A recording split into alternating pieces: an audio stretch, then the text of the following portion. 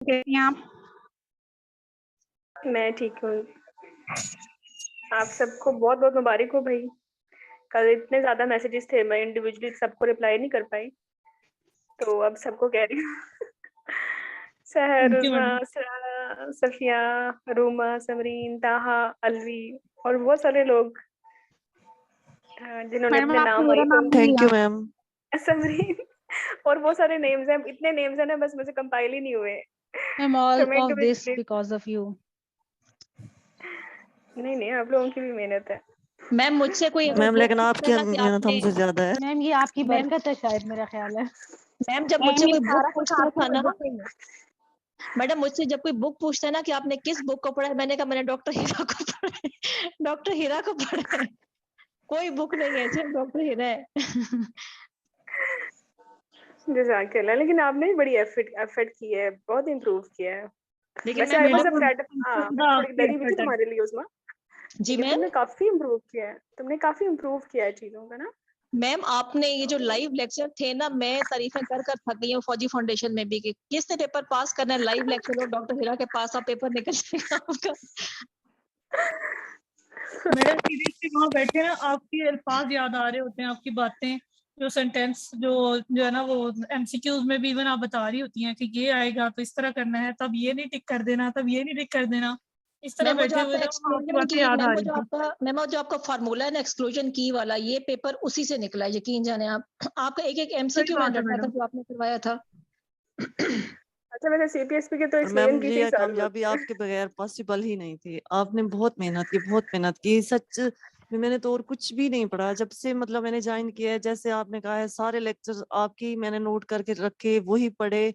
और उसके बाद जैसे क्रैश कोर्स आपने कहा ज्वाइन करो, मैं वही वैसे पढ़ा। मैंने कोई बुक नहीं पढ़ी, सिर्फ आपको फॉलो किया, सिर्फ आपको फॉलो किया। और मुझे लगता है कि बस आपकी बातें सुन के वहां पे जब मैं एग्जाम कर रही थी तो कानों में सिर्फ आपकी आवाजें थी कि मोस्ट अप्रोप्रिएट देखें, नेक्स्ट हाँ देखें, जी 2 मैम, दफा पढ़ें इस बिल्कुल। टाइम, 1 दफा नहीं। अगर आपको ठीक नहीं लग रहा है फिर भी पढ़ें, हरी नहीं मैम करनी, ये नहीं करना, वो नहीं मैम करना, जो आपने मुसलसल तरीका आपकी बताया आवाजें था थी। ना मैम जो आपने बताया था ना कि आपने स्टेम पढ़नी है, कुछ नहीं करना, फिर दोबारा पढ़नी है, फिर बज़वर्ड ढूँढने हैं, फिर आइडियल की ढूँढनी है, फिर नीचे देखना है ऑप्शंस में क्या था। मैम ये सब हमने अप्लाई किया और अल्लाह का लाख-लाख शुक्र है कि अल्लाह ने सीरियसली जो है मुझे भी उसको ये बात याद आ रही थी कि एक दफा पढ़ना है, उसके बाद फिर दोबारा पढ़ना है, हाँ फिर जी उसमें मैम। बफर ढूंढना है कि और मैम मैं देखना है एक दफा नेक्स्ट पढ़ती है, थी ना उसका मोस्ट जवाब नीचे अप्रोप्रिएट है, होता था, मतलब गोल्ड ऐसे मुझे स्टैंडर्ड है। लगता था कि इसका जवाब ये है। जब मैं नीचे देखती थी ऑप्शन में भी होता था तो भी मैं उस पर यकीन नहीं हाँ, करती थी। फिर मैं दूसरी दफा पढ़ती थी, तीसरी दफा पढ़ती थी कि मैम हाँ। ने कहा था एक दफा पे यकीन नहीं करना, बिल्कुल नहीं करना।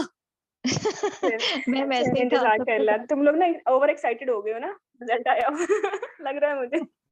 नहीं अब ये मैम पेपर एक्साइटेशन जो है मैम ना मैं बताऊँ आपको 2-4 पेपर दिन जब मैंने लेगी फिर मैम मैंने रहेगी जब पेपर बेसलाइन पे। अटेम्प्ट किया मैम आपको याद है मैंने आपको कॉल की थी पेपर जब मैं अटेम्प्ट करके आई थी मैम लिटरली मुझे था कि जो लाइव लेक्चर था ना वही सारा पेपर था। मतलब इतनी अल्लाह का लाख-लाख हम्म। शुक्र है अल्लाह ने आसानी की थी।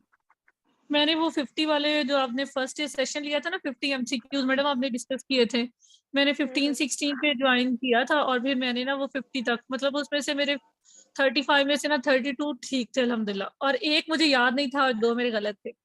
फिर मैंने सोचा अब अगले सेशन में पता नहीं क्या होगा, तीसरे चौथे दिन तक मैं क्वेश्चन भूल गई। उस दिन तो मैं करवा रही थी कि ये 4 टर्म इसमें ये थे, इसमें ये थे, मुझे सारा उस दिन याद था। अगले दिन मैंने कहा अगर मैं भूल गई कि क्या है या मैंने कुछ गलत लगा दिया तो मैं डिप्रेस हो जाऊँगी। मैंने अगले सेशन ही नहीं लिए जो आपने एमसीक्यूज़ डिस्कस किए। लेकिन वहाँ बैठे मैडम आपकी बातें चलें कोई याद आ बात रही नहीं, थी। सीरियसली हम लोग आपको आपके मैं बगैर कुछ नहीं रिकॉर्डिंग थे। दे दूँगी। नहीं लेकिन यार मैम अब आप देखो पे ना इससे भी बड़ी भारी ज़िम्मेदारी आप पे आ गई मैम टॉक्स निकलवाने हैं, आप फर्स्ट अटेम्प्ट में आपने निकलवाने हैं। जो कहेंगी हम बस करते रहेंगे। बस आप सिर्फ बताते रहिएगा मैडम क्या-क्या। अच्छा जो सीरियसली बहुत जो टेंशन हो रही कहूँगी है, कुछ समझ नहीं आ रहा। अच्छा जो कहूँगी वो करते रहोगे तो फिर तो जी पास हो मैम, जाएगा। बिल्कुल आँखें बंद करके मैं मैम हमें पता है आप जो भी करवाएंगी अच्छा ही करवाएंगी हाँ जी मैम। और हमारी जी। बेहतरी के लिए करवाएंगी। इंशाल्लाह क्यों नहीं, व्हाई नॉट। मैं सीरियसली अभी मुझसे बहुत सारे लोगों ने पूछा है कि जो है ना, इवन मेरे साथ मेरी 2 कलीग्स थी, एक की तो मेरे साथ ही वो पढ़ रही थी थोड़ा बहुत, लेकिन उसका नहीं हुआ बाय चांस ना, तो एक और एफसीपीएस की कैंडिडेट थी, उसने भी पूछा ना यार कैसे पास हुआ है? मैंने कहा यार बस डॉक्टर हिरा का कोर्स ज्वाइन कर लो, जो पढ़ाती रहे वही पढ़ती रहना। 10 बुक से भी एक टॉपिक करोगे ना, तो वो लफ्ज़ उनके लेक्चर में मौजूद होगा। जो भी उसमें कोई इम्पोर्टेंट बात होगी या कोई एग्ज़ाम ओरिएंटेड चीज़ें होंगी। Thank you so much madam. Madam आपने बहुत हेल्प की है, सीरियसली आपकी वजह से एग्ज़ाम पास हुआ है। जज़ाकल्लाह मैं आप लोगों की एक्साइटेशन देख सकती हूँ और थैंक यू आपने एक्नॉलेज किया। लेकिन आज का मेरे सेशन का मकसद ये नहीं था कि means we will discuss about the results. मकसद ये भी था कि आगे वाला स्टेप भी हमारा क्लियर हो ना। अभी एग्जाम जो है आधा ही हुआ है ना, आधा तो रहता है। तो जी आज मेरी पीपीटी नजर आ रही है तुम लोगों को? जी मैडम नजर आ रही। मैंने एक्चुअली मोबाइल से शेयर कर रही हूँ। मैं अब आज मैं अभी घर नहीं हूँ, ससुराल आई हुई हूँ, लैपटॉप लाई नहीं। तो बस ये उल्टी सीधी ना पीपीटी मोबाइल पे ही बनी है। और लेकिन अलाइनमेंट ठीक है, उल्टी तो नहीं है, मतलब सही है, फुल स्क्रीन बिल्कुल है। ठीक है। ठीक है मैडम। ओके चलो ठीक है, लेट्स स्टार्ट। चलें, वंस अगेन कांग्रेचुलेशन एवरीवन। और इंशाल्लाह जिस जज्बे से, हिम्मत से आपने अपना थ्योरी निकाला, इंशाल्लाह you are going to clear your talks as well. और बिलीव मी इंशाल्लाह। थ्योरी, हाँ इंशाल्लाह, बिलीव मी थ्योरी पास करना थोड़ा ट्रिकी है, क्योंकि इतना ज़्यादा सिलेबस है, उसको फर्स्ट टाइम करना और थ्योरी भी करना, फिर उसके लिए रिकॉल्स को भी देखना, ये सारी एफर्ट में मिलाऊँ ना 100% के हिसाब से, तो जो आपका क्लिनिकल एग्जाम है ना, ये इसका आधा है, 50% है, क्योंकि थ्योरी तो ऑलरेडी कर चुके हो। अब उसी इंफॉर्मेशन को ना आपने डिकोड करना है इन अ क्लिनिकल वे। मैं बताती हूँ कैसे ना। तो जस्ट गिव मी 5 मिनट्स, मैं जल्दी जल्दी ये स्लाइड्स रन कर लूँ।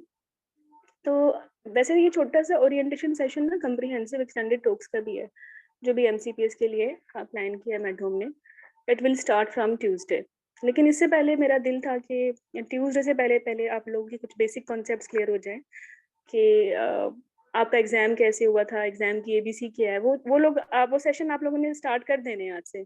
मैंने डे वाइज आप लोगों को आपके ग्रुप में, स्पोर्ट ग्रुप में, ये जो आपका बेसिक सेशन का ग्रुप है उसमें मैंने भेज दिए हैं, ठीक है। तो अब मैं बात कर रही हूँ आपके एग्जाम की, कि एग्जाम में जो फ्रीक्वेंटली आस्क्ड क्यूरीज हैं एक बिगनर के लिए, जिसकी कल थ्योरी पास हुई है और उसको नहीं पता कि एक्सटेंडेड टॉक्स क्या हैं, क्योंकि एग्जाम का पैटर्न भी चेंज हुआ है, उससे पहले तो लॉन्ग केसेस थे। तो जेन्युइन सी बात है कि मेजोरिटी को पता भी नहीं है कि एग्जाम का क्या सिलेबस है, क्या फॉर्मेट है। इस फॉर्मेट में 3 तरह की क्वेश्चंस हैं एमसीपीएस के लिए। जस्ट एक मिनट से रन हो रही है।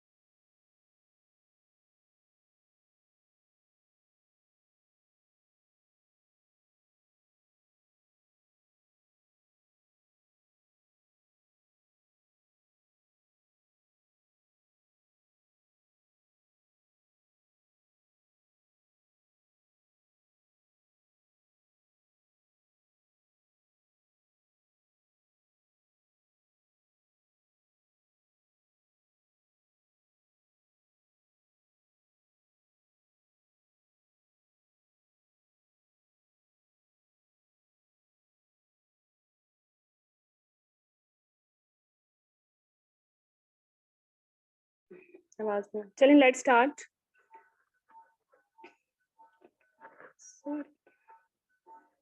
यस, तो आवाज आ रही है? स्टार्ट करूं? हेलो। जी मैडम आ रही है। ओके अच्छा, हम लोग थे आप लोगों के ना एग्जाम के फॉर्मेट पे। आप जो एमसीपीएस के लिए एग्जाम का फॉर्मेट है ना, उसमें टोटल स्टेशंस हैं आपके, अगर मैं कहूँ 14 तो 14 ही है। एक्चुअली 2 स्टेशन ना मिक्स हो जाते हैं, मर्ज हो जाते हैं, तो कुछ लोग कहेंगे कि 12 हैं, तो इट्स ओके 12 हैं, बताती हूँ आगे। तो ये जो 12 स्टेशन है ना, इनमें जो नेचर ऑफ स्टेशन हैं वो 3 तरह की हैं। कुछ होंगे आपके शॉर्ट केसेस, जहाँ जिसमें आपका इंटरेक्शन होगा विद पेशेंट या with role player. Role player अब नहीं आते, पेशेंट ही आते हैं। और कुछ स्टेशन ऐसे होंगे जहाँ आपकी कमांड ये होगी कि ये स्टेटमेंट पढ़ लें और ना एग्जामिनर के साथ डिस्कस करें। ये एक स्ट्रक्चर डिस्कशन का स्टेशन है। जो शॉर्ट केस का होगा उस पर लिखा होगा कि ये पेशेंट है, interact with patient, take her history and do examine her. मतलब कमांड बहुत क्लियर होगी। जिस स्टेशन पे लिखा होगा कि इंटरेक्ट विद पेशेंट, वो आपका है शॉर्ट केस। जिस पे लिखा हुआ है interact with examiner, read the scenario, answer examiner questions, तो वो आपका स्टेशन है स्ट्रक्चर्ड डिस्कशन का। ठीक है, यूजुअली 3 गायनी के शॉर्ट केस स्ट्रक्चर्ड केसेस होते हैं और 3 जो होते हैं वो ओप्स के होते हैं। अच्छा, कुछ आपके जो होंगे ना स्टेशन, उस पर लिखा होगा परफॉर्म करें, पीपीएच का सिनेरियो दिया हुआ होगा और वो कहेंगे कि ना ये पेशेंट आया है तो इसको इसका मेडिकल मैनेजमेंट फेल हो गई है, अब आपने ना इसका एमबीए करना है। या ये भी हो सकता है, या ये भी हो सकता है कि आप डिसाइड करें कि मेडिकल मैनेजमेंट फेल हो गई है तो एमबीए करना है या टेम्पो नॉट करना है। ठीक है, लेकिन ये बहुत कम होता है। 90% केसेस में बड़ा क्लियर होता है, क्योंकि वो सामने ही सारी चीजें रखी हुई होती हैं, डमी रखी होती है, टेम्पोनार्ड की चीजें रखी होती हैं या बेलीज की चीजें रखी होती हैं, तो वो ये आपको सरप्राइज देते नहीं है और आप डायरेक्टली परफॉर्मेंस पे चले जाते हो कि मैं कैसे बिलिंग अप्लाई करती हूँ, या कैसे एमबीए मैंने करना है, या मैंने कैसे टेम्पोनार्ड करना है। तो ये ड्रिल, इस तरह के स्टेशन जिसमें आपने परफॉर्म करना है, तो वो ड्रिल स्टेशन हैं, या आप उनको स्किल स्टेशन कह लें। ठीक है, तो ये मेजर स्टेशन जो है ना आपके इसी तरह के होंगे। 2 तो पक्के हैं ना क्लिनिकल शॉर्ट केसेस, एक गायनी का और एक ओप्स का। ठीक है, और ये पक्के केसेस जो क्लिनिकल शॉर्ट केसेस हैं, ये वही हैं जो आम रूटीन में गायनी ओपीडी में आते हैं, diabetes, hypertension, IUGR, mass abdomen prolapse. ठीक है, इसमें वो बहुत रेयर केसेस नहीं रखते, लेकिन जो स्ट्रक्चर डिस्कशन में है ना उसमें आ सकते हैं। लाइक पिछली दफा बार्थोलिन आया है, एमसीपीएस में आई थिंक बल्बोडाइनिया भी आ गया है, और एमसीपीएस में एक परफोरेशन आ गया, बहुत रेयर सा होता है। तो ये जो स्ट्रक्चर डिस्कशन वाले जो केसेस है ना, यहाँ जो आपको एज मिलेगा वो एक अच्छे कैंडिडेट को मिलेगा जिसकी थ्योरी अच्छी है, क्योंकि उसने तो फिर पूरा ही पढ़ा है ना, थारो ही पढ़ा है उसने, तो कौन सा बार्थोलिन भी नहीं छोड़ी, उसने तो वल्बोडाइनिया भी नहीं छोड़ा, उसने तो परफोरेशन भी नहीं छोड़ी। तो जो जो आपको टॉपिक आता है ना स्ट्रक्चर डिस्कशन में, आपने उसको स्ट्रक्चर डिस्कशन के अंदाज में तैयार नहीं भी किया तो आप उसको फेल नहीं करते। आपके पास इतना नॉलेज होता है कि एग्जामिनर आपको उस स्टेशन पे, चलो मिनिमम ही सही, बट पास करके भेजता है। तो स्ट्रक्चर डिस्कशन में तो बड़ी इजी हो गया ना कि थ्योरी आती है तो बस केस आता है, केस आता है तो डेफिनेटली पास हो ही जाएगा, क्योंकि एग्जामिनर ने पूछना है कि भाई सिनेरियो रीड करो, उसमें लिखा होता है कि डायग्नोज किया जाए थायराइड का या कार्डियक का, या कोई चीफ कंप्लेंट होती है जिससे अंदाजा हो जाता है कि हिस्ट्री में क्या चीजें बतानी है, एग्जामिनेशन में क्या चीजें बतानी है, करनी नहीं है, बतानी है, क्या इसको ट्रीट करना है। सबको पता है थायराइड में क्या ट्रीट करना है प्रेगनेंसी में, और कार्डियक में क्या करना है, डायबिटीज में क्या करना है, because you are good in theory, तो एग्जामिनर तंग नहीं करता इस पर। द मोमेंट ही रियलाइज कि उसके जो 5-6 क्वेश्चन होते हैं उसके लिखे हुए आपने आंसर कर दिया, तो बस फिर आप इतने देर में टाइम भी खत्म हो जाता है। 12 मिनट होते हैं हर स्टेशन के, और उसमें से 10 मिनट परफॉर्मेंस के होते हैं, और 2 मिनट में आपने वो स्टेशन पढ़ के अपने आप को ऑर्गेनाइज करना होता है। तो वो 10 मिनट में अगर आपको वो स्टेशन आता है तो अब आप 8 मिनट में सारा कुछ करके बैठ जाते हो, और नहीं आता तो फिर वो फिर नहीं आता। ठीक है, तो और ये ड्रिल्स और स्किल्स का जो स्टेशन है ना, ये बहुत इजी स्टेशन है। ये तो आखिरी के 2-3 दिनों में भी बैठ के सारी ड्रिल्स एक दफा प्रैक्टिस कर लो, जो भी वार्ड में करते हो, तो बस वो हो जाती है। Number of drills and skills हमने लिस्ट भी की हुई है गायनी में, टोटल सारी लेबर की होती हैं। 80% सारी स्किल्स सॉरी ओब्स में लेबर की है, और गायनी में जो है ना कॉन्ट्रासेप्शन की है, या प्रोलैप्स वाले पॉप क्यू आ गया है ना, ग्राफ्स आ गए। तो ये 2 मॉड्यूल सब मशहूर है ना ड्रिल्स और स्किल्स के लिए, उसमें से हम कर लेंगे, उसमें से ही आता है। कोई रेयर ड्रिल स्किल्स नहीं आती, वही ब्रीच डिलीवर कर दो, वही फोर्सेप लगा दो, वही टेम्पोनाट रख दो, वही आईओडी रख दो, है ना। तो जो अच्छा कैंडिडेट है ना, जो अच्छा कैंडिडेट है जिसकी थ्योरी अच्छी है, देखो वो स्ट्रक्चर डिस्कशन में ही पास हो गया, वो ड्रिल और स्किल में भी निकल गया। वो जो फंसते हैं ना, वो फंसते हैं शॉर्ट केसेस में, क्लिनिकल शॉर्ट केसेस में। यहाँ से एक्चुअली अगर मैं कहूँ ना, इस पूरे एग्जाम में जो डिसीजन मेकिंग आपके लिए होता है ना, कोई भी स्टेशन, वो होता है शॉर्ट केसेस एक अच्छे कैंडिडेट के लिए। और एक कैंडिडेट अच्छा नहीं है तो फिर देखो वो स्ट्रक्चर डिस्कशन में भी डिफिकल्ट है, जिंदगी मुश्किल है। और ड्रिल स्किल्स भी नहीं की तो वो भी मुश्किल है। ठीक है, ऐसा नहीं है कि कॉन्ट्रासेप्शन वो ऐसे आ जाएगा कि भाई कि पेशेंट है आप इसमें डिटेल रख दो, नहीं, वो इसमें वाइवा क्वेश्चंस भी होते हैं एमसीपीएस और एफसीपीएस में। ड्रिल्स के साथ कुछ 5-6 ना छोटे छोटे क्वेश्चंस होते हैं कि इम्प्लांट आ गया तो उसका पर्ल इंडेक्स क्या है, और होता क्या है पर्ल इंडेक्स। ठीक है, चलो ये इम्प्लांट गुम हो गया तो फिर कैसे ढूंढना है, तो इस तरह के क्वेश्चंस वो पूछ लेते हैं। या आईओडी आ गया तो थ्रेड मिस हो गया तो क्या करना है, टेम्पोराड आ गया तो टेम्पोराड का सक्सेस रेट क्या है, यूट्राइन आर्टरी लगा दी तो इसका सक्सेस रेट क्या है। तो कुछ वाइवा क्वेश्चंस भी होते हैं। तो अब जिसकी थ्योरी अच्छी नहीं है तो बताओ क्या वो जवाब देगा? ऑब्वियसली नहीं देगा। लेकिन अच्छी बात यह है कि थ्योरी अच्छी है, बिकॉज थ्योरी को तो पास करके तुम लोग आए हो, है ना। तो जस्ट एक मिनट, मेरे उल्टे सीधे मैसेजेस आते रहेंगे क्योंकि मैं बता रही हूँ ना, मैं लैपटॉप पे नहीं ले रही और नोटिफिकेशन जो है मुझे बंद नहीं करने आ रहे। एनीवे चलो, तो ये आपने 3 तरह के स्टेशन पे फोकस करना है।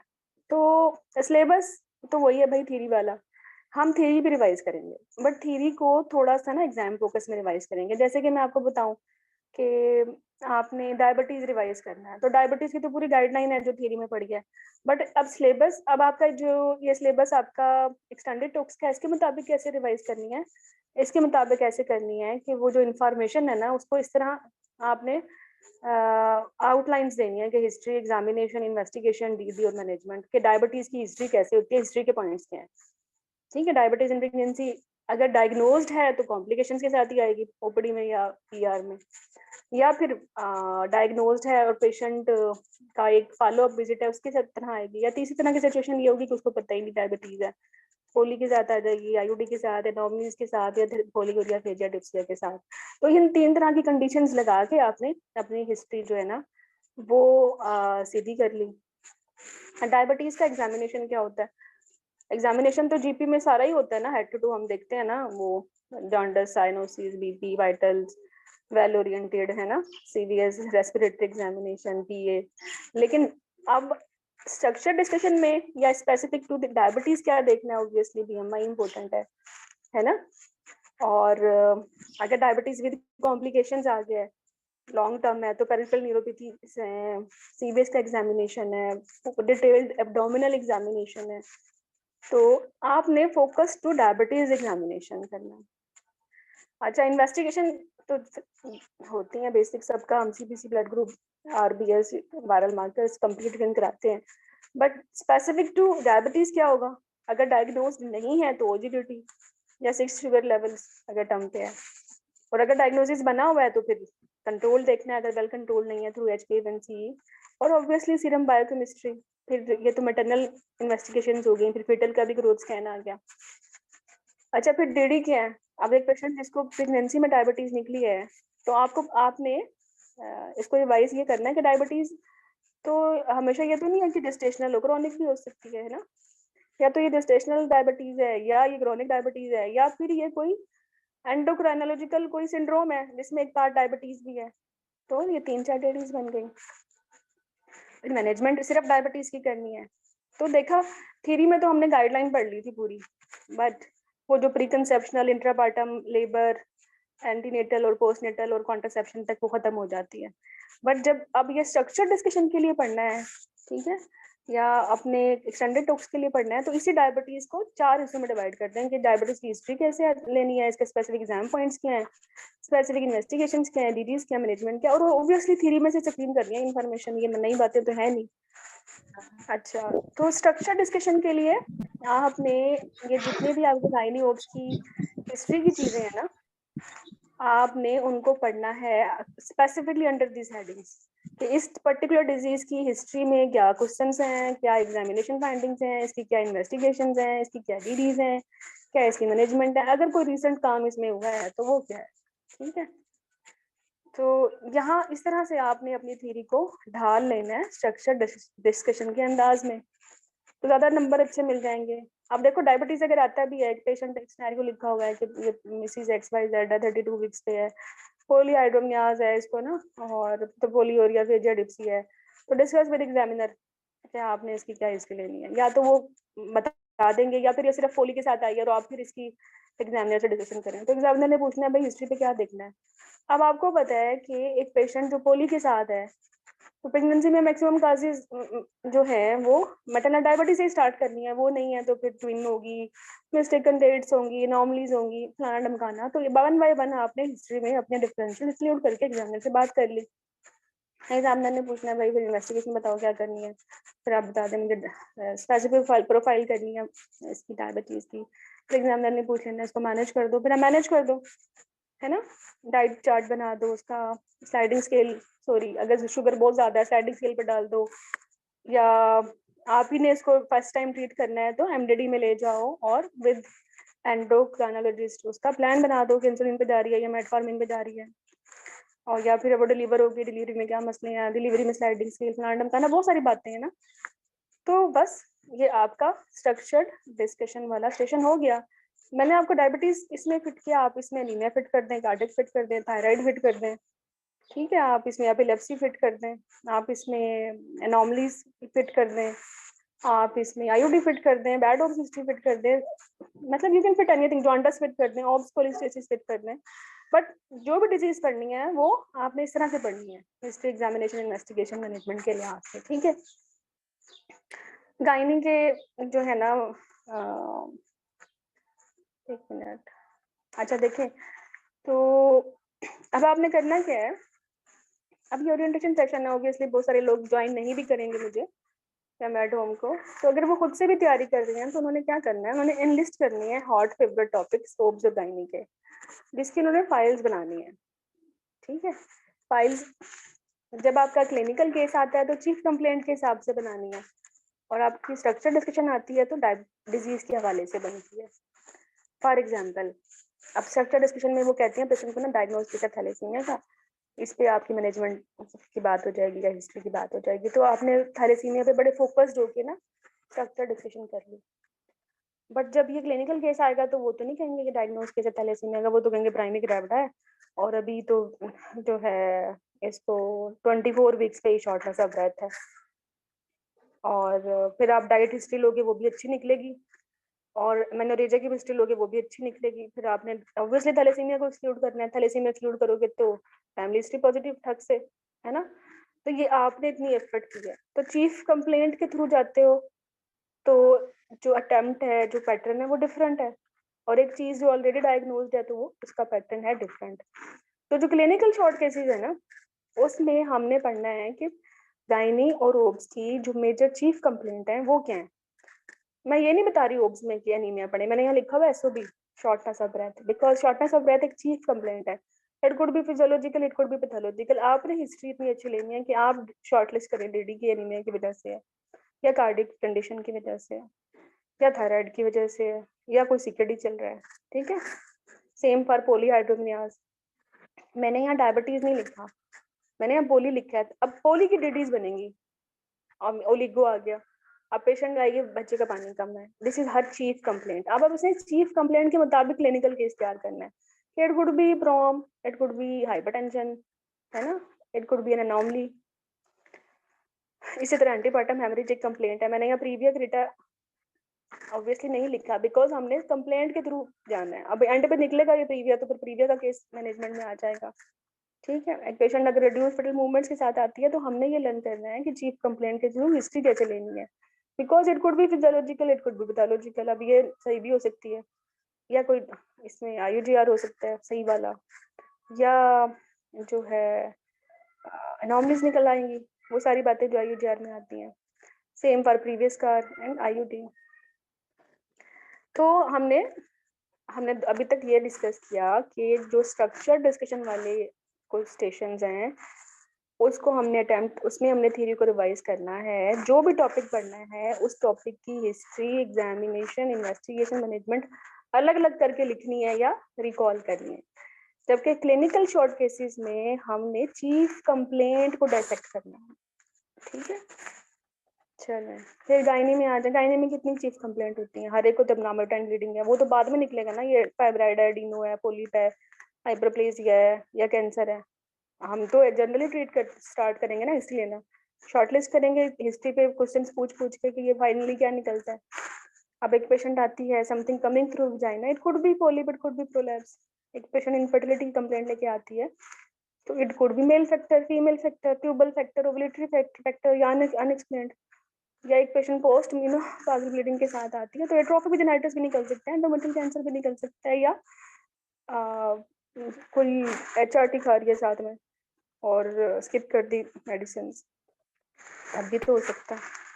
पेन एब्डोमेन, अब पेन एब्डोमेन अगर हम बात करें ओब्स में तो प्रीटर्म लेबर है या अब्रप्शन है या वैसे cord ligament stretch, round ligament stretch हो गया, बट अगर गायनी में है तो गायनी में तो पेन एब्डोमेन अर्ली प्रेगनेंसी में आता है, तो वो lot of DDs to include एक टॉपिक है, मिसकैरेजेस हैं,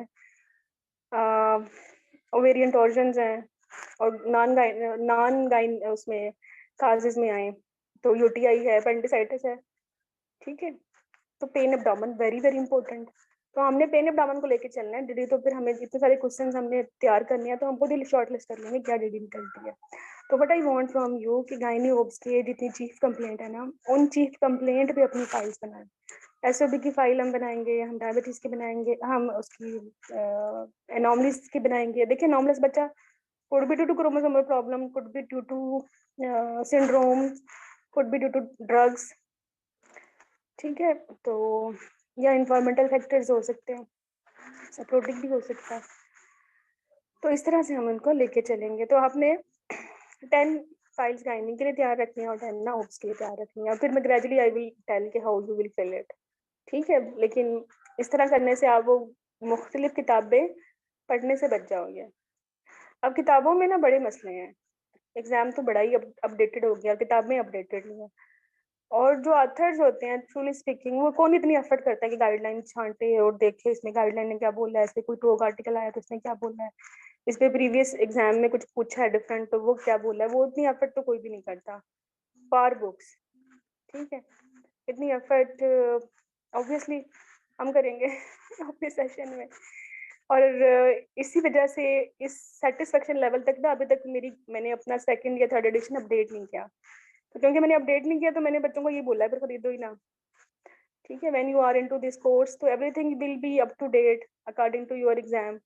तो क्या जरूरत है आप किसी बुक्स के पीछे जाएं, और वो बुक्स भी जो है मिसलीडिंग है, अपडेटेड नहीं है, आपके एग्जाम की रिक्वायरमेंट्स को फुलफिल नहीं करती। तो हम खुद बनाएंगे ना अपनी किताब, हम अपनी गायनी की किताब खुद बनाएंगे, है ना। हमारी जो फाइल्स हैं उनको हम कंपाइल कर देंगे, तो हमारी गायनी के बुक्स, हमारे गायनी के एक्सटेंडेड टॉक्स एग्जाम बन जाएगा, और सेम फॉर रोज। तो आप भी कोई किताब नहीं खरीदेंगे, do not buy any book for extended talks. If you are into our session, we will provide you each and everything what to read. अच्छा, तो बस यही बोला है 20 फाइल्स बना लें 20 इंपॉर्टेंट केसेस के लिए, ठीक है। और ये सारे चीफ कंप्लेंट्स लिखें, और चीफ कंप्लेंट को ऐसे लिखना है according to the 3 format history, वो इस पे बात हो भी चुकी है। सेशन नंबर 1 करना है ना तुम लोगों ने आज, उसमें मैंने ये लिखा हुआ है ABC ऑफ एक्सटेंडेड टॉक्स, उसमें मैंने हिस्ट्री पे बड़ा डिटेल में बताया हुआ है, वो जरूर आज का काम तुम लोगों ने करना है, ठीक है। अच्छा, एक और दिक्कत है कि जो बिगिनर्स होते हैं ना उनको पहले दिन ही ये टेंशन शुरू हो जाती है कि हम तो मेरे बोलना ही नहीं आता, हमें तो आता ही नहीं बस बोलना, हम तो कर ही नहीं सकते। देखिए हमारी स्टेप वाइज लर्निंग है, बोल सकता भी नहीं कोई, पहले दिन जो भी बोलेगा वो बोल ही नहीं पाएगा, ठीक है। वो मुझे एक कहावत याद है, उसमें वो था कि वो सचिन तेंदुलकर बड़ा अच्छा बैट्समैन था, तो जिस दिन उसने पहले दिन बॉलिंग सीखी थी वो उतना ही बुरा बैट्समैन था जितना बाकी लोग थे। वो सबसे अच्छा तभी हुआ था जब उसने प्रैक्टिस की इंप्रूव हो गया। तो आज तुम लोगों का पहला दिन है, तो तुम लोग अगर बुरे हो, तो अगर तुम लोगों के रिफ्लेक्सेस अच्छे नहीं है, तो ये तो नेचुरल सी बात है भाई, अब तो सीखना है, ठीक है। तो कहाँ से स्टार्ट करें? आप अच्छा अगर लिख सकते हो ना तो आप अच्छा बोल भी सकते हो, लिख ले मेरी बात। अगर आप देखें ना, आपने स्पीच करनी होती है तो आप वो लिखते हो 20 दफा, तो शीशे के सामने खड़े होकर बोलते हो, फिर जाके सब पब्लिक के सामने बोलते हो ना, तो यही अब कर लो। ये जो फाइल्स बनानी है वो ऐसे थोड़ी ना बनानी, इनमें लिखने हैं सेंटेंसेस क्या बोलना है एग्जामिनर के सामने, ठीक है। We will provide the statement, हम देंगे आपको स्टेटमेंट, बट लिखें आप अपने वर्ड्स में, लिखें छोटे छोटे पैराग्राफ्स में, लिखें शॉर्ट सेंटेंसेस में लिखें। अगर कोई चीज अच्छी लिख सकते हो तो फिर वो अच्छी बोल सकते हो। तो first step is that write down the complete case. अगर कोई केस शॉर्टनेस ऑफ ब्रेथ का है तो as a SOB history exam और इन्वेस्टिगेशन को लेके चलें, लिखें। जब हम आपको करवाएंगे तो आप भी साथ साथ लिखो, अपने हैंडी पॉइंट्स बनाओ अपनी फाइल्स पे, ठीक है। और अगर ये केस एनीमिया का है तो एनीमिया की हर चीज हो उसके अंदर, ठीक है। तो पहले लिखना है, फिर बोलना है शीशे के सामने, और फिर अपने आप को रिकॉर्ड करना है। रिकॉर्ड करके ना तब तक उसकी रिकॉर्डिंग करते रहें जब तक आप खुद को सुन के सेटिस्फाई नहीं हो सकते। जो खुद को पास कर देना उसको तो फिर कोई भी पास कर सकता है। इंसान सबसे अच्छा सिंसियर अपने लिए खुद ही होता है। आप देखेंगे, आप कुछ आपके कैंडिडेट, कुछ आपके सीनियर्स होते हैं, द वे दे टॉक, आपको पता होता है ना ये बंदी तो पास होने वाली है, यू नो दिस, ये पास होने वाली है, बिकॉज आपने सुना है उसको, आपको पता है कि एक अच्छा केस कैसा सुनने में लगता है। तो जब खुद को सुनोगे तो तुम्हें पता चल जाएगा कि जब तुम खुद सेटिस्फाइड तो एग्जामिनर भी सेटिस्फाइड। अच्छा, मैंने तो वैसे बोला था रिकॉर्ड कर लो अपनी ऑडियो, लेकिन मेरी एक कैंडिडेट ने मुझे फीडबैक दिया कि मैडम मैंने तो अपनी वीडियो बना के रिकॉर्ड की और बिलीव मी मुझे बड़ा फायदा हुआ। मेरे तो बॉडी लैंग्वेज में इतने मसले थे। शी वाज टेलिंग मी कि मैडम जब मैंने अपने आप को देखा ना वीडियो बना के, तो मैं तो बैठी सही नहीं हुई थी, मैं तो हाथ ही नहीं हिला रही थी, मेरा तो आई कांटेक्ट ही मेंटेन नहीं हो रहा था, मैं तो कॉन्फिडेंट ही नहीं लग रही थी। तो मुझे तो बड़ा अच्छा लगा उसका ये फीडबैक। तो उसने बोला मैडम नेक्स्ट टाइम ना आपने बच्चों को ये नहीं कहना रिकॉर्ड योर वॉइस, आपने उनको बोलना है रिकॉर्ड योर वीडियो और फिर उससे उनकी सब चीजें सही हो जाएंगी, बॉडी लैंग्वेज भी, presentation, communication, eye contact, passes देना, ठीक है, सब चीजें इंशाल्लाह। अच्छा देखो, जब तक आपने ना उस केस को बंद नहीं करना, उस फाइल को बंद नहीं करना, इन 20 फाइलों में से कोई फाइल तब तक बंद नहीं होगी जब तक आप उसमें कर रही हूँ। क्या जरूरी है कि हम जो है वो इंग्लिश में ही अपना पूरा क्लिनिकल देकर आए या पूरा वाइवा देकर आए? तुम्हें मुझे सुन के लगता है कि मैंने अपना एग्जाम इंग्लिश में दिया होगा? सोचो जरा। नहीं, आपकी तो बहुत अच्छी है, वैसे मैं पूछ रही हूँ फिर भी। नहीं, बिल्कुल भी जरूरी नहीं है। although सब कहेंगे एग्जाम का फॉर्मेट इंग्लिश है, you are supposed to talk in English and actually we can also talk in English, लेकिन you know आप देख रहे हो ना कि when I am trying to speak in English, I am putting extra effort, I am not able to give my best, I don't have that vocabulary, expression, वो confidence ही नहीं आता। It doesn't mean we can't speak in English, but मुझे लगता है I can't perform well in when I will talk in English. So यार मरीज तुम्हारा ठीक हो जाए बस, वो ही पास हो जाएगा, ये ओईटी का एग्जाम नहीं है, ठीक है? ओके ठीक, थैंक यू। बहुत अच्छे जो वेल ड्रेस्ड कैंडिडेट होते हैं, अच्छे दिखने में लग रहे होते हैं और बड़ी अच्छी इंग्लिश बोलते हैं, उनका जो चार्म, उनका कैरिज्मा है ना, वो एग्जामिनर के सामने दो वाइवा क्वेश्चंस में ही ड्रॉप हो जाता है, उसके बाद असल काबिलियत सामने आती है, ठीक है? ठीक है मैम, थैंक यू। ओके। बाकी तुम्हारे लोग एग्जामिनर भी तुम ही जैसे हैं, ठीक है? उनको भी नहीं आती तो आधी इंग्लिश मतलब डाल दो, आधी उर्दू डाल दो, कोई मसला नहीं है। अगर उनको लगेगा तुम लोग अच्छे ट्रैक पे जा रहे हो तो तुम्हारी इस बात को बोधर नहीं करते, दे विल फैसिलिटेट यू। मुझे कभी जिंदगी में ये मसला नहीं हुआ कि कोई बच्चा इसलिए पास हुआ हो कि he was not good in English, मुझे तो नहीं हुआ।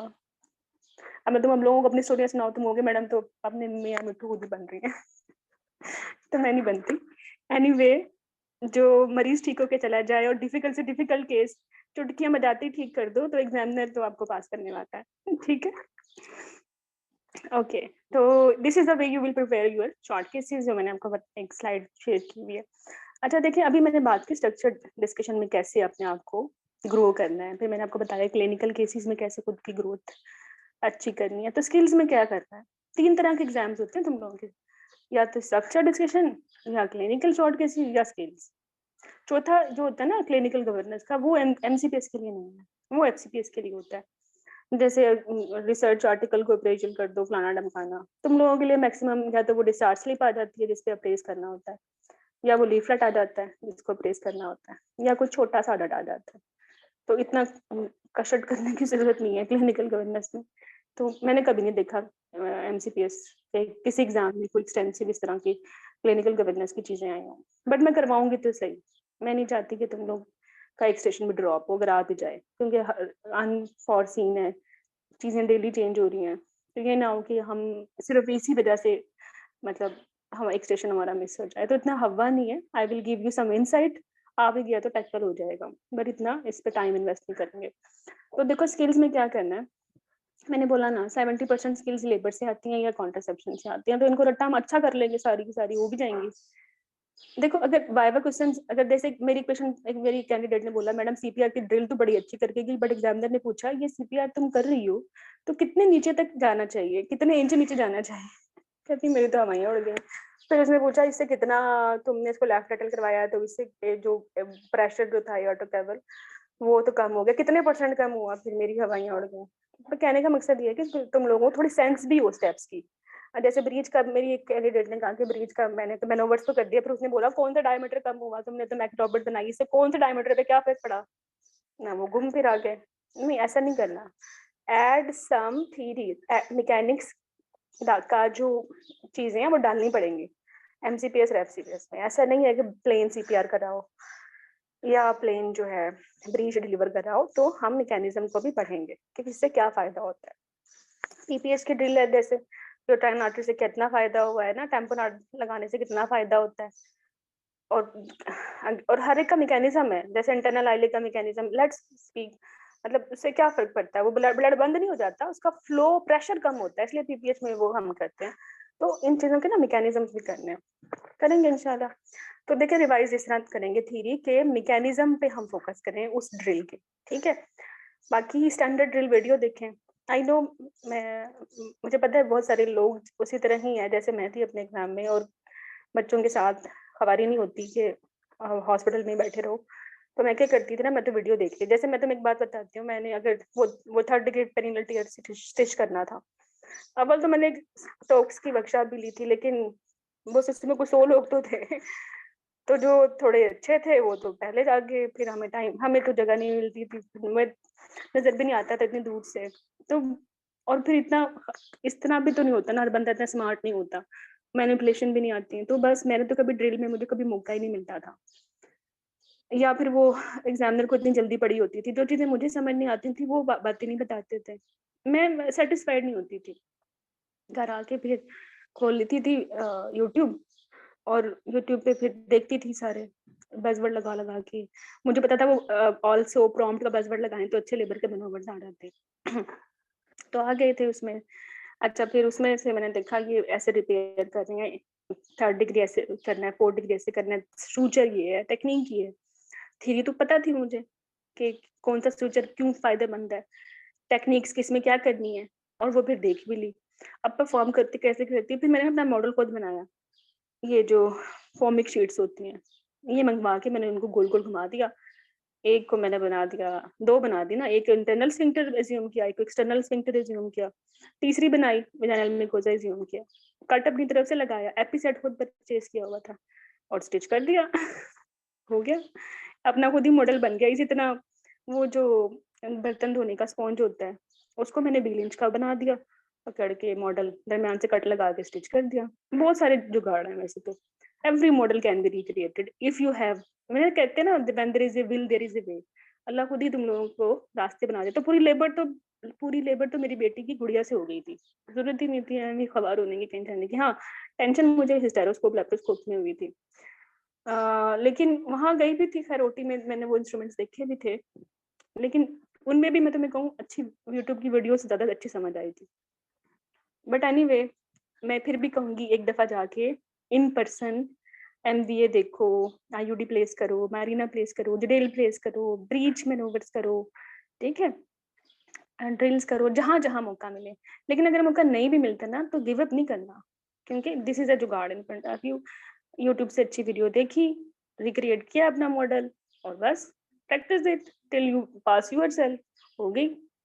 ठीक है, CPR करने के लिए तकिए पे करती थी मैं तो, खैर वैसे गुड्डा तो मेरे पास नहीं था, बट तकिए को बना लो भाई, क्या हो गया, रिकॉर्ड कर लो। मतलब अगर आपके पास स्टडी पार्टनर भी नहीं है ना, तो even then you can do this. ये एग्जाम डुएबल है, जिसने करना है उसने तो, उसके लिए तो डुएबल है, और जिसने नहीं करना ना, वो उसके पास सिर्फ ना एक्सक्यूजेज हैं कि बच्चे छोटे हैं, घर में टाइम नहीं मिलता, हॉस्पिटल दूर है, सुपरवाइजर अच्छी नहीं है, स्टडी पार्टनर मीन है या है ही नहीं या दुनिया बड़ी खराब है। देखो, ये सब चीजें सबके लिए होती हैं, एवरीवन हैज दीज इश्यूज।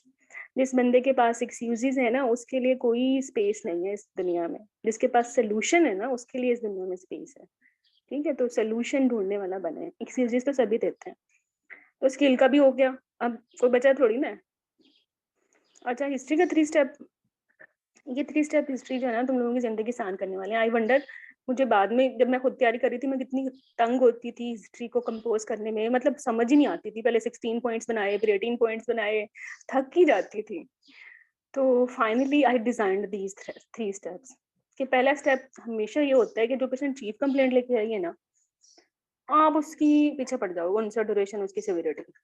उसके बाद फिर आप ऑनसेट ड्यूरेशन सिविरिटी के जब पैटर्न पूछते हो ना, तो कुछ ना कुछ तो शॉर्टलिस्ट होता है DD में, और अगर नहीं भी हुआ तो उस चीफ कंप्लेंट की DDs तो आपने पहले से फाइल में लिखी हुई है, आपको पता नहीं शॉर्टनेस ऑफ ब्रेथ की DDs की हैं, because you have written in files कि या तो ये फिजियोलॉजिकल है, या इसको एनीमिया है, या इसको कार्डियक है।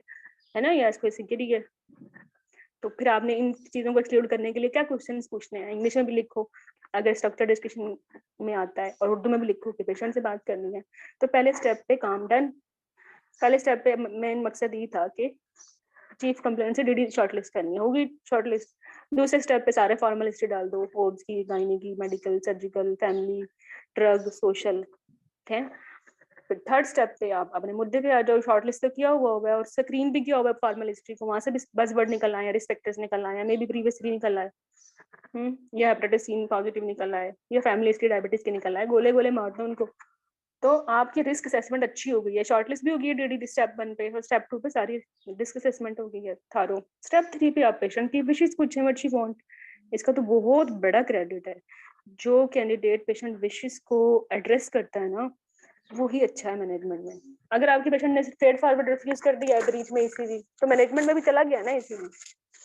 आपके पेशेंट ने स्ट्रेट फॉरवर्ड रिफ्यूज कर दिया है मायरीना, तो एचएमबी में गया ना मायरीना, जिंदगी आसान। तो पेशेंट विशेस जरूर एड्रेस करें, और फिर जो पॉसिबल ट्रीटमेंट ऑप्शंस है ना वो डिस्कस करें, अगर आपका डायग्नोसिस कंफर्म है। और अगर नहीं है तो फिर बता दें कि हम एग्जामिन करेंगे, इन्वेस्टिगेशन भेजेंगे, और हम फिर आपकी तरफ आते हैं। तो whether it is a structure discussion, whether it is a clinical short case, history अच्छी इसी तरीके से ही होगी, अच्छी हिस्ट्री है। देखो हिस्ट्री पे जब पता ही नहीं क्या मसला है, तो फिर तो इन्वेस्टिगेशन, एग्जामिनेशन, मैनेजमेंट की तो सवाल ही नहीं पैदा होता ना। तो हिस्ट्री इतनी इंपॉर्टेंट चीज है। तो हिस्ट्री से डायग्नोसिस बन गया तो फिर तो जिंदगी आसान है, बिकॉज यू नो कि एग्जाम स्पेसिफिक पॉइंट्स क्या है इसके मैनेजमेंट क्या है, रिसिडिटीज क्या है, फिर तो हलवा है, बिकॉज वो हमने ऑलरेडी फाइल वर्क किया हुआ है ना। तो हो गया इंशाल्लाह। बाकी कम्प्रिहेंसिव एक्सटेंडेड टॉक्स जो है आपका 2 मंथ्स का है, 60 डेज का, 200 एग्जाम स्टेशन है सारे, इसमें सिलेबस 3 दफा कंप्लीट हो जाएगा। इसमें एमसीपीएस के नवंबर नहीं, एमसीपीएस में अगस्त का जो पेपर हुआ था, और जो सितंबर अटेम्प्ट का दिसंबर में हुआ था वो, और एफसीपीएस के जुलाई नवंबर के सेशन टोटल मिलाएं तो 200 से भी ज्यादा बनते हैं, लेकिन रिपीट भी हुए हैं तो इसलिए मैंने 200 किए। तो ये करेंगे, डेली डिस्कशन होती है टेलीग्राम पे ना, उसमें आप पार्टिसिपेट करेंगे। बाकी हर कैंडिडेट ने 2 केस रिप्रेजेंट करने ही करने हैं, उसके बाद तो सवाल नहीं पैदा होता, मतलब जिसको बोलना भी नहीं आता ना उस पर भी बाउंड है वो बोले। बाकी 2 लाइव सेशन होते हैं, मंडे को और थर्सडे को, 3-4 घंटे के होते हैं। लेकिन अब मैं अकेली नहीं लेती, मैंने अपने साथ अपने अच्छे कैंडिडेट्स एज ए मेंटर मिलाए हैं, because no they have done their exam और बड़े अच्छे नंबरों से किया है, और मुझे पता है कि जब खुद स्टूडेंट थे तब भी बड़े अच्छे थे। तो पहले क्या होता था कि मैं ना एक ही सेशन ले पाती थी, डायबिटीज पढ़ा दिया, एनीमिया पढ़ा दिया, 200 सेशंस कंप्लीट कराने के लिए तो इतना तो मेरे अंदर एनर्जी नहीं रहती थी। फिर ना मुझे फील होता था बच्चों का नुकसान होता है। आप देखें बाकी भी जो ग्रुप्स हैं उसमें वो सोलो मेंटर होता है, बेचारा कितने पढ़ा देगा, 1 बता देगा, 2 बता देगा, तो सिलेबस तो नहीं कंप्लीट होता, ना पूल कवर होता। और मेरा तो हमेशा यही होता है कि बच्चा पास हो एंड पे ना, बाय एनी मीन। तो that's why we are 6 now. 2 sessions मैं कवर कराती हूँ तो मेरी एनर्जी डाउन, बट जो दूसरी है वो तो भी फ्रेश है, तो 2 वो कवर कराएगी। तो हम वी मेक श्योर कि आपकी एक सेशन में 6 स्टेशंस कवर हों, 6 टॉपिक्स कवर हों, 6 जो हैं आप टॉपिक्स हों, और उसमें हम ये कोशिश करते हैं कि 6 वॉलंटियर्स भी हों, ताकि हर जो मैंडेटरी है कि 2 केस तो हर बच्चा प्रेजेंट करे, तो वो भी कंप्लीट हो। तो इसके अलावा फिर ना जो एक्सटेंडेड टॉक्स में एक केस आ गया लाइक डायबिटीज का, वो तो केस में आया हुआ है कि उसकी डाइट प्लान बना दो, या स्लाइडिंग स्केल बता दो, या इंसुलिन कैसे लगानी है।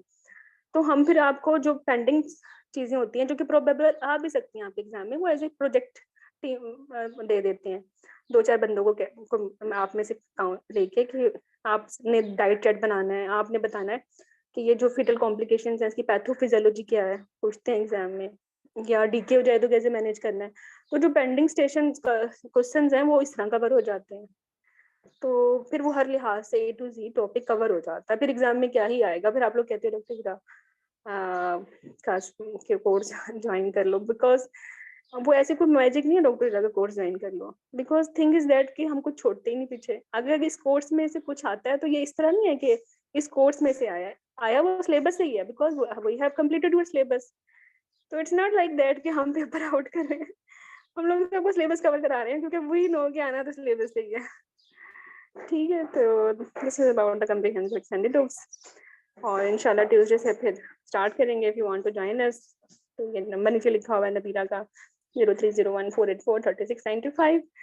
और उससे पहले क्या करना है, उससे पहले जो मेरे कैंडिडेट्स थे जो मेरे साथ थ्योरी में थे एमसीपीएस की, उनको मैंने कुछ बेसिक सेशंस कराने हैं ट्यूसडे से पहले पहले, ताकि ट्यूसडे वाले दिन ना वो बिल्कुल गूंगे ना हो, उनको पता हो कि हमारा एग्जाम क्या है, एक एक शॉर्ट केस की एबीसी क्या है, ठीक है, एक स्ट्रक्चर डिस्कशन की एबीसी क्या है। तो फिर आप अपना जो है इंशाल्लाह स्टार्ट करेंगे journey with us. Now if any question which still I have not answered, you can ask. Madam ये जो एबीसी वाली आपने ये बताया है शॉर्ट केसेस और इनका, मैम ये इसी ग्रुप में आपने शेयर किया है? हाँ जी, आपने पढ़ा नहीं उसको? मैम नहीं पढ़ा था तो मैम नहीं पढ़ा अभी तक मैंने इसको। मैंने ना प्राइमरी मेनोरिया और इनफर्टिलिटी के ना डेमो सेशंस लेके उन पे ठीक है। प्रॉपर एक क्लिनिकल केस कंडक्ट कराया है। और मुझे अल्लाह से इतनी उम्मीद है, जो तुम अगर तुम में से कोई भी अपने साथ सिंसियर है ना और वो ये 2 केस सुन लेना, वो क्लिनिकल केस में मार नहीं खाने वाला बाय एनी मीन। जो बेसिक कोर्स है जो आप कह रही हैं वो एबीसी और बेसिक कोर्स सेम ही है? बेसिक कोर्स व्हाट्सएप पे ना तुम लोगों को मैंने बनाया नहीं है व्हाट्सएप पे? मैम यही वाला है। एक मिनट। मैम ये बेसिक कॉम्प्रिहेंसिव कोर्स के नाम से ही है ना ये वाला ग्रुप व्हाट्सएप वाला? हाँ, ये तो मतलब लोगों का मेन ग्रुप है ना, लेकिन जिन जो थे ना इसमें थे, हाँ दिस वन, इसमें ना कितने लोग होते हैं, 30 लोग को मैंने कवर कराया है। ये देखें, basic refresher course 3 days course, session 1 है आज का, जिसमें आपने ये संडे टॉक्स की एबीसी देखनी है। सेशन 2 जो संडे को करना है, इसमें आपने एमसीपीएस के सितंबर अटेम्प्ट का जो एग्जाम हुआ था वो सुनना है। और जो थर्ड डे है मंडे को, उसमें आपने प्राइमरी मेनोरिया सुनना है बस। इसके बाद डे 4 से आ जाओ मैदान में ट्यूसडे को, ठीक है?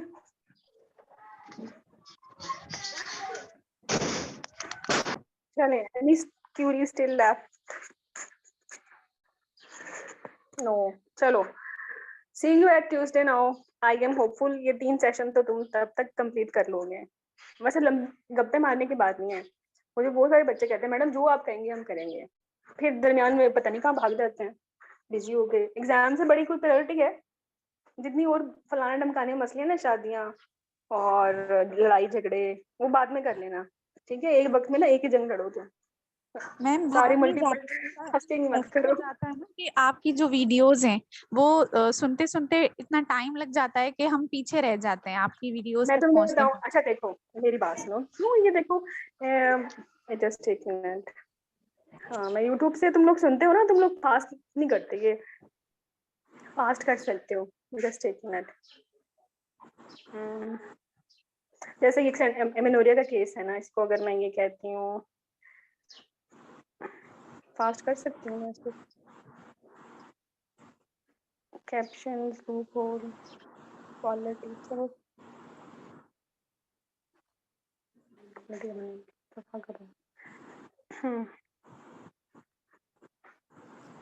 अच्छा चले, ये कोई केस है। हाँ ये देखें, ये देखिए, इसमें क्वालिटी लिखी हुई है ना, प्लेबैक स्पीड नजर आ रहा है ना, प्लेबैक स्पीड।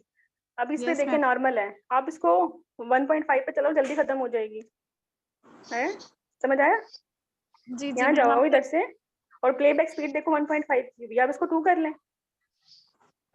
जो काम की चीज आए, जो आपको नहीं, जिसमें आपने थोड़ा कंसंट्रेट करना है, वहां पास कर दो, उसको नॉर्मल स्पीड पे सुन लो।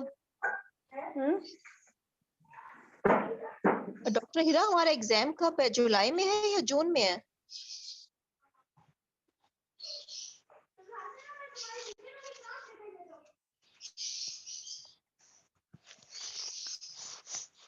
हेलो